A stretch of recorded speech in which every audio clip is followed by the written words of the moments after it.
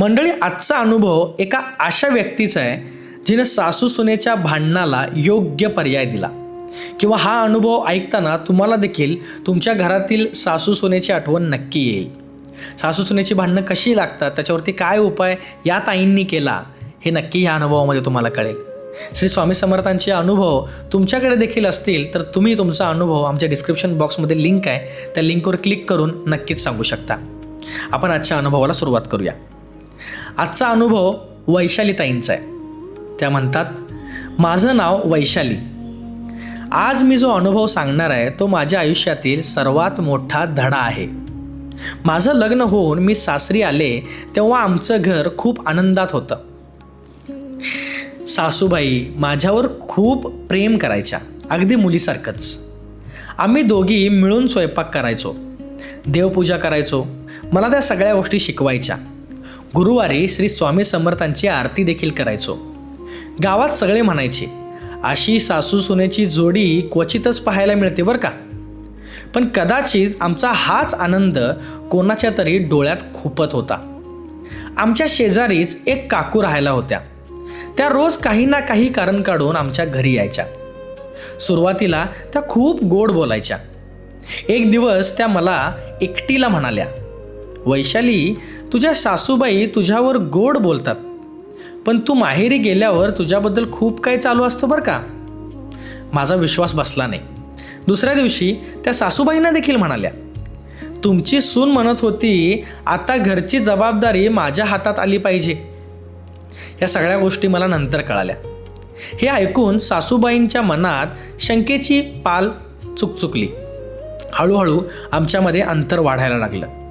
पूर्वी एकत्र चहा पिणाऱ्या आम्ही आता एकमेकांशी नीट बोलायला देखील बघत नव्हतो. घरात रोज वाद व्हायचे. माझा नवरा मधी पडायचा, पण त्यांनाही काही समजत नव्हतं की कोणाची साथ द्यावी. त्या रात्री मी स्वामींच्या फोटोसमोर बसले. डोळ्यात अश्रू थांबत नव्हते. मी फक्त एवढंच म्हणाले, स्वामी, जर माझी चूक असेल ना तर मला शिक्षा करा, पण जर आमचं घर कोणीतरी मुद्दाम तोडत असेल तर सत्य समोर आणा. त्या दिवसापासून मी रोज श्री स्वामी समर्थ नाम जप सुरू केले. पॉझिटिव्ह एनर्जी सोबत राहायला लागले. घरात चांगले आणि पॉझिटिव्ह वाईब्स बनवायला लागले. सॉंग्स ऐकायला लागले आणि नामस्मरण करायला लागले. आणि त्यानंतर एकामागून एक अशा घटना घडायला लागल्या ज्यांचा आम्ही कधीही विचार केला नव्हता. एका दुपारी मी स्वयंपाकघरात होते. बाहेर अंगणात शेजारच्या काकू फोनवर कोणाशी तरी बोलत होत्या. त्यांना वाटलं की आमच्या घरात कोणी नाही. मी न कळत त्यांचं बोलणं ऐकण्यासाठी खिडकीजवळ गेले. त्या हसत हसत म्हणत होत्या, त्या दोघी आता एकमेकांची तोंडही बघत नाहीत. मी 2 शब्द इकडे तिकडे काय केले आणि घरात रोज तमाशा सुरू झाला बघ. काय ग बाई, असं म्हणून जोरजोरात हसत होत्या. माझ्या पायाखालची जमीन सरकली. माझ्या डोळ्यात पाणी आलं. मी लगेच काही बोलले नाही, पण संध्याकाळी सासूबाईंना शांतपणे बसवून त्यांच्या पायावर हात ठेवून या सगळ्या गोष्टी सांगितल्या. सासूबाईंना त्यांना विश्वास बसत नव्हता, पण काही दिवसांनी समोर त्या काकूंनी जसं बोलून दाखवलं त्यावरून हळूहळू त्यांचं देखील सत्य माझ्या सासूसमोर यायला लागलं. माझ्या सासू म्हणाल्या, बाळा, मी तुझ्यावर संशय घेतला, मला माफ कर. मीही त्यांच्या गळात पडून रडू लागले. अक्षरशः माझ्या आईसारख्याच त्या मला त्या दिवशी मनापासून मिठी मारून रडत होत्या. त्या दिवसानंतर आजपर्यंत त्या काकूंना आम्ही आमच्या घरी घेतलंच नाही. त्या दिवसानंतर आम्ही एकच नियम केला की काहीही झालं तरी तिसऱ्या माणसाचं ऐकून आपल्यामध्ये कधीही कोणताही वाद होता कामा नये. हा अनुभव ऐकणाऱ्या प्रत्येक श्रोत्याला किंवा प्रत्येक माणसाला, प्रत्येक लेडीजला मला ही गोष्ट सांगायची आहे की कोणतीच सासू किंवा कोणतीच सून ही मनापासून वाईट नसते.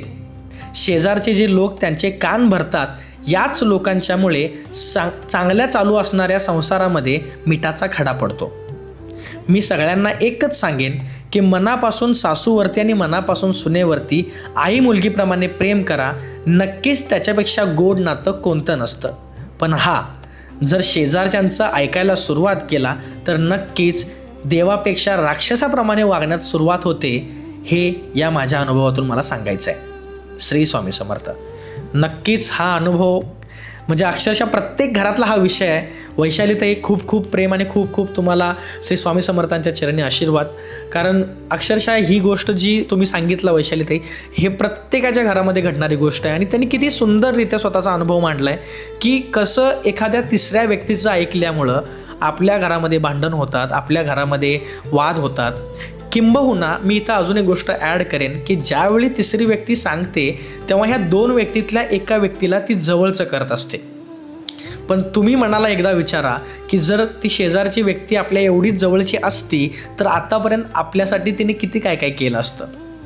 पण प्रत्येक वेळी शेजारची व्यक्ती अशीच करत असती की त्या दोन्हीपैकी म्हणजे सासू आणि सूनपैकी एकीला जवळ करायचं आणि तू किती कष्ट करतेस किंवा तू किती चांगली आहेस आणि ही तुला पटवूनच घेत नाही किंवा ही तुझी सासू तुझी सून जे काय असेल ते अशीच आहे असं सांगून त्यांच्यामध्ये खूप जास्त भांडणं लावायचा प्रयत्न करतात.